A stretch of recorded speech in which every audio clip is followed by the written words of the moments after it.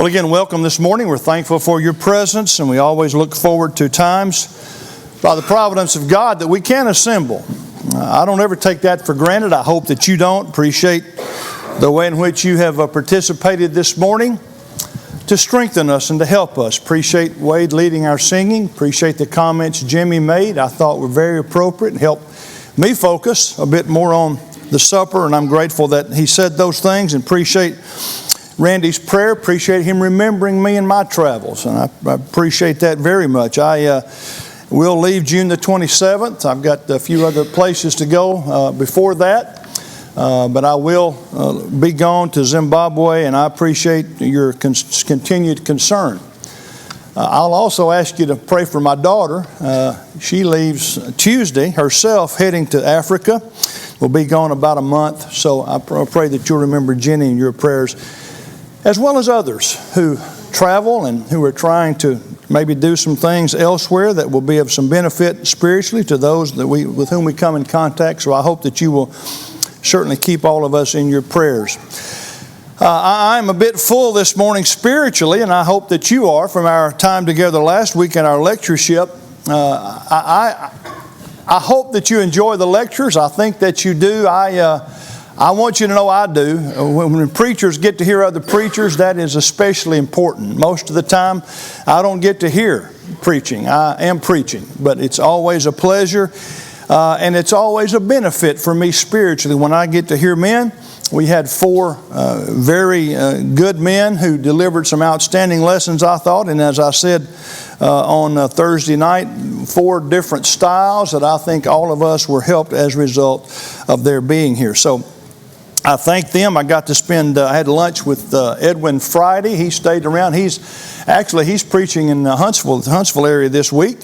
So he stayed around Friday, and I got to have lunch with him, and he was just so thankful for the opportunity, and certainly was able to reminisce about times when he had been here before, but very thankful for this church, and we're thankful that he and those other men were able to come and be with us.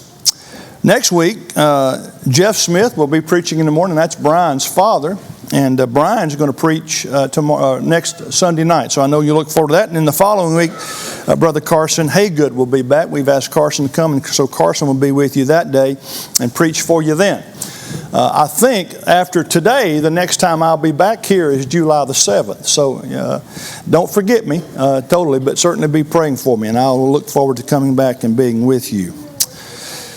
The lesson today has to do with fathers who give hope. It's a little different lesson, I think. At least it is for me. And in my thinking about this, and in my study about this, I wanted to come up with some things, and maybe an angle that maybe we don't think about as much. And it has to do with some of the things that we've already read this morning and that Jared read for us as we began. Well, certainly today, this is a day in this country where Father's Day is celebrated. It is a time when, in a very special way, families remember fathers. And certainly as a father, I appreciate that. I've already gotten a card this morning to express just what a wonderful father I am. You know, don't believe everything you read. That's what I've come to understand. But I do appreciate that, because being a parent, being a father, and being a mother as well brings reward and brings responsibility. The psalmist would say, "Behold, children are a heritage from the Lord. The fruit of the womb is a reward. Like arrows in the hand of a warrior, so are the children of one's youth. Happy is the man who has his quiver full of them." You know, VBS taught me once again, as it always does, the value and the importance of teaching our young people. Really teaching our children. And I must tell you that as someone who doesn't do that on a regular basis, I don't pay attention to that as much as I should. And so what it's caused me to do is value in a much higher way those who are willing to do that. All of us want to teach our children. All of us want to be good and godly parents. And I would suggest that if you're a good parent, you are a godly parent. And I would also suggest if you're not a godly parent, you're not a good parent. And I think those two things fall into place. And what we are given in the Bible are these instructions about how to do that. But you know what's interesting to me about that is that we're usually given those instructions, or I wouldn't say usually, but often we're given those instructions through the eyes of our children. For instance, this passage in Ephesians 6 says this, "Children, obey your parents in the Lord, for this is right. Honor your father and mother, which is the first commandment with promise, that it may be well with you and you may live long on the earth." Now, we stress the importance in that passage of the children who ought to obey their parents, and I fully understand that, and I fully think that's exactly right. But what that implies is that parents must be instructing their children. If children are to obey their parents, then parents must instruct their children. And we have a God-given responsibility. Listen carefully to this. We have a God-given responsibility as parents to make demands of our children for their own good. That's our responsibility as a mother and as a father to do that, to make demands of them for their own good. When our children are small, and even up to whatever age we determine that, the responsibility to help them is our responsibility. They may not like it, they may not want to do it, but it's demanded of them if they want to obey God, and it's demanded of us if we want to obey God, that we help them, that we make demands of them. But verse 4 of Ephesians 6 offers something that I want us to focus on this morning. Paul would say, "And you, fathers, do not provoke your children to wrath, but bring them up in the training and admonition of the Lord." And what I want you to think about this morning is that it turns the perspective. Paul now turns, just in this one verse, he turns the perspective to fathers. The companion passage in Colossians, and you obviously know this, Ephesians and Colossians are very similar in some ways, especially the latter parts of the book. They are really companion passages to each other. And in Colossians 3 verse 21, the companion passage to Ephesians 6:4 says, "Fathers, do not provoke your children, lest they become discouraged." Paul's attention turns specifically, just in this one short verse, but it turns specifically to fathers. And it says that we are to bring them up in the training and the admonition. Some say instruction and discipline. And some translations say even other words. But that's our primary responsibility. Mothers have a role, obviously. Families, parents have a role. But we as fathers must be on top of this. This is a difficult thing, I'm going to tell you. One of my many failures in my life as a father and even as a Christian, I believe, is not to do this as well as I should have. Not to train them up and not to instruct them and to teach them possibly even as well as I should have. And my guess is if you're a father this morning, you're sitting there thinking, "Yep, that's me, Kenny. You're talking about me." Because all of us to some degree neglect this because this is a big job. But in this particular passage, he offers this caveat in terms of our teaching: do not provoke them, Ephesians says, to wrath. And this passage tells us, lest they become discouraged. Fathers, and I think this is why Paul would say this. This verse is directed to fathers because fathers, I believe, are peculiarly liable for this kind of behavior. Typically, caring and tenderness and compassion for children is a motherly trait. That's not to say that fathers cannot express that, but it's a motherly trait, not exclusively, but generally. And I think we all get that. I can remember as a child being reprimanded by my mother and being reprimanded by my father. You want to take a guess as to which one I'd prefer? I always wanted my mother to discipline me or to reprimand me because it was done with a tender voice and a loving touch. And that doesn't mean my father was abusive in any sort of way. I don't want to leave that impression at all. But fathers react differently, and I think Paul understood that. And certainly in this first century environment, that's the way it was on many occasions. And it can be that way even today. Fathers tend to be less gentle because of the nature of who they are.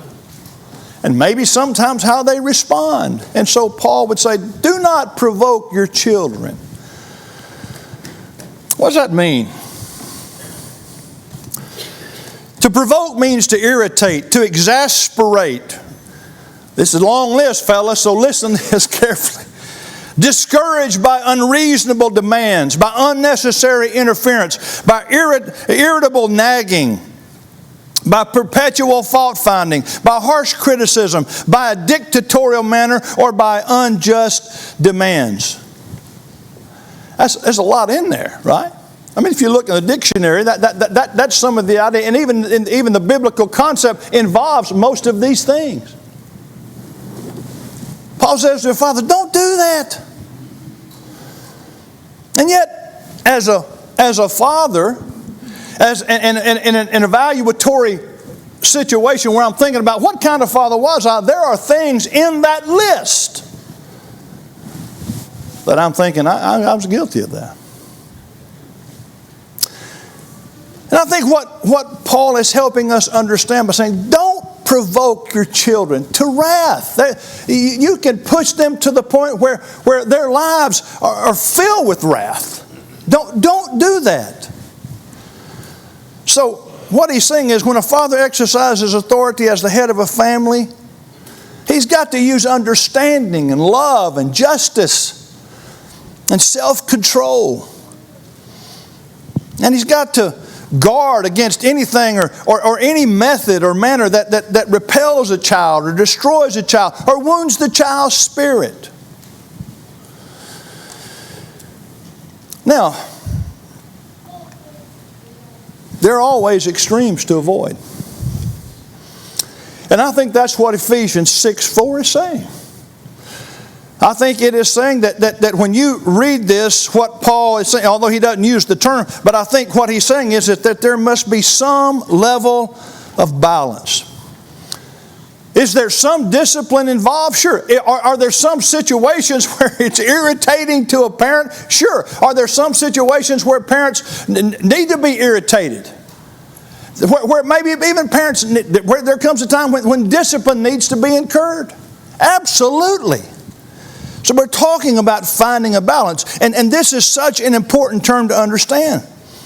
It's hard to find balance as a parent. If I could just go around the room, and I'm not going to, but if I could just say to all of you who have children, if I just pointed to you and say, why don't you stand up and tell us if it takes balance? You'd say, yeah, absolutely. I can be too hard and I can be too easy. And in all of that, I'm trying to find a balance. It's hard to find.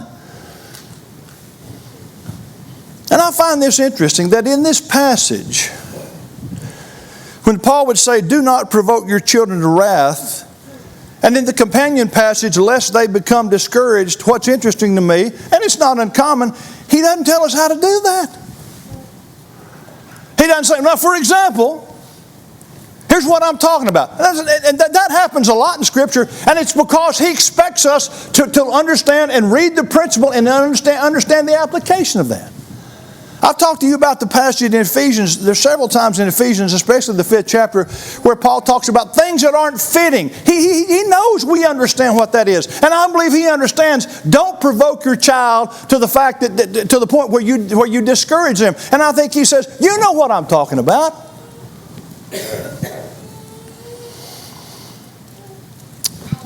I believe Paul intends for parents and for children to find out how to reach this balance together. That's been one of the things that I've learned as a father. You know, all three of my children are different. And as a result of that, Beth and I have had to do some evaluation, and we've had to think about that, and we've had to talk about how are we going to deal with this situation, what should we do. Those of you who are younger parents, I'm going to tell you what, that's going to be one of the things you're going to deal a lot with your children as they get old. You're going to have to deal with that. It's interesting, this morning before we began, I went back to give this presentation to Shane and to Tyler. They were back there. We were talking about this, and I looked at Tyler and I said, boy, you got a lot getting ready for it. You know, you better amp it up here a little bit. Shane and I were like, yeah, we were talking to Tyler about how, this father business. And Shane made, I thought, what was a very good point. Shane makes a lot of good points. I like to talk to Shane. But Shane said, he was looking at Tyler and kind of looking at me saying, he says, when your kids are younger, they wear you out physically. And as they get older, they wear you out emotionally. Can I get an amen to that? That's what I'm talking about. I mean, that's right on the money, man. I thought, I wish I'd had that in my notes, so I'm putting that in my notes. But when I preach it elsewhere, I'm not going to give Shane the credit for it. But I mean, he is exactly right. And sometimes the difficulty of finding that balance, raised voices and rolled eyes get you nowhere. As a parent, raised voices, and as a child, rolled eyes. You know what I'm talking about, don't you? It doesn't get you anywhere. It doesn't accomplish anything. So parents teach and children obey, and they do it together to find this balance. That's what Paul's talking about. Now let me extend this a little bit. A word about don't discourage. I think we live, this is a very subjective comment that I'm about to make. We live in a very hard world. It's been hard for a long time. Matter of fact, it's been pretty hard from the get-go. It's a hard place to live. It's a hard place to grow up in. And I realize that Ephesians 6:4 and Colossians 3:21 has to do with a father's potential really to be out of control. And as a result, to be discouraging with that child. And the admonition is for that. But may I encourage fathers, listen to me please, may I encourage those of us who are fathers to be encouraging to our children? Not just because we treat them the right way, but I want to extend this. Because we live in this kind of world, I believe that one thing God wants from us is not only in the way we treat them, but in what we offer them to say, you know, life can be good. Life will be good. It doesn't have to be difficult all the time.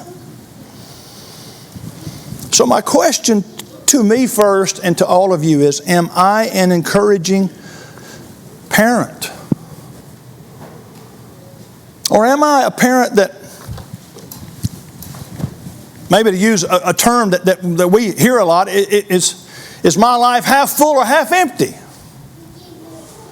We look at the difficulties of life and we talk about the difficulties of life so much, we're not encouragers. We don't look at the bright side. Let's just throw it out there. We're not encouraging about that.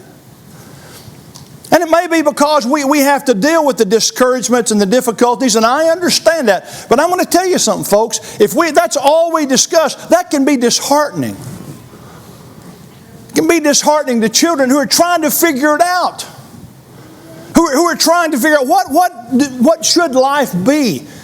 And if we spend all of our time talking about the discouragements and the difficulties, we can discourage rather than encourage. And I think one of the ways that I can do that better is by walking by faith and not by sight. Now you may say, well, how'd you get from what you're talking about to this passage? Well, here's how I get to that. When we live our lives walking by sight, when what our life is about is just what we see, it's discouraging. When we look at life as it is, and I'm not talking about everything about it, but I'm talking about many things that are going on in our world, both in a general sense and in a specific sense, maybe in an individual sense. That can be discouraging. And if I'm not careful, I find myself walking by sight. And all I mean by that in terms of what I'm thinking about now is, this is what I see. And it helps shape how I live my life. No. I walk by faith. So sometimes our circumstances that we see, that we have, and I'm talking to all of us here, some of our circumstances are not ideal. None of our circumstances are perfect.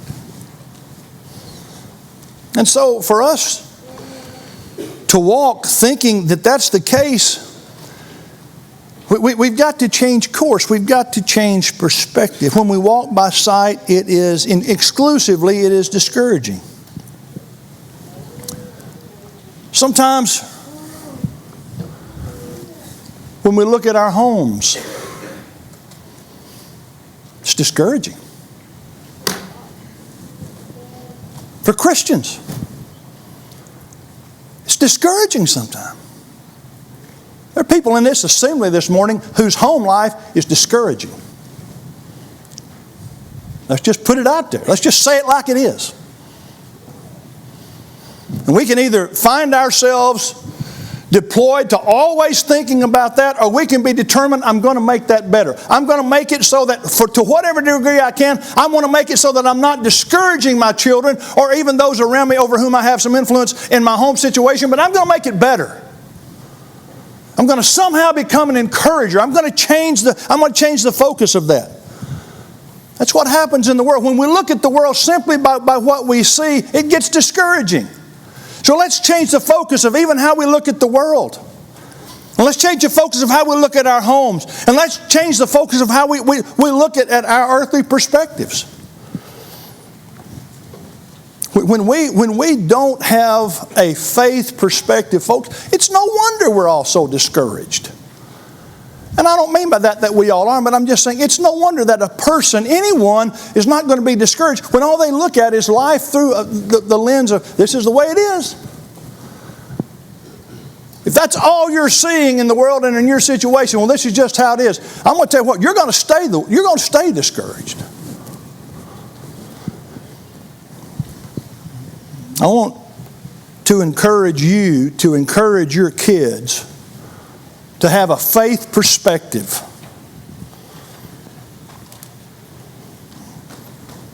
I want to say it this way. You can't materialize your kids into a faith perspective. You can't give them enough, and you can't do enough for them to make them have faith. It's not going to happen. That's not the way to get this done. The way to get this done is you and I, as a mom and a dad, we have to walk by faith. We live in the world, yes. And yes, it becomes discouraging. But that's not how I ultimately live my life. I live my life by faith. Faith that there will be something better. I want to teach and I want to encourage my children to see and to believe what Jesus said in Matthew 16:26. It's not about having everything in the world. It's not about accumulating even the whole world, as Jesus would say. It's about putting things in perspective and not having the whole world, but living life like God wants me to live it. Having that perspective. So, as I think about this lesson, and as I try in most of my lessons, if it's this type of lesson, I try to think, what is it that I'm trying to accomplish? What is it at the end of this lesson that I want people to make sure they get? Here it is. Don't be discouraging.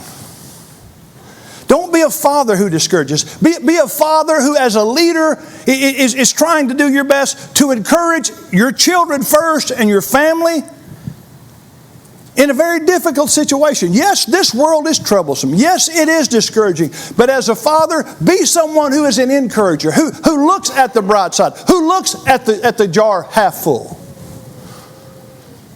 And be an encouraging father and mother. Now, again, you got to find that balance. I get it, but don't use our role as a parent to exasperate. I love that word. You know, even if you didn't know what the word exasperate meant, when you heard it, you'd know what it means, right? Exasperate. We can't be those who do that. That's what our kids don't need. And I present these lessons here because we need these lessons. I think we need them. I need them. And we are fortunate in that we continue to be blessed with children who are being born and parents who are continuing trying to raise their children in this godly manner in the instruction and admonition of the Lord. And I'm thankful for that. But in a world that is becoming increasingly darker. Don't you be someone who furthers that cause. You be a mother and you be a father who is an encourager to your children. Well, happy Father's Day. How about that? I hope that we'll be helped by these things. That is certainly my prayer. If you're here this morning and you have a spiritual need that we can help you with, we would love to do that. And we'd like to ask you, if you have that need this morning, to make your way to the front, and we'll do what we can to help. Respond to the gospel if you need to while we stand and while we sing.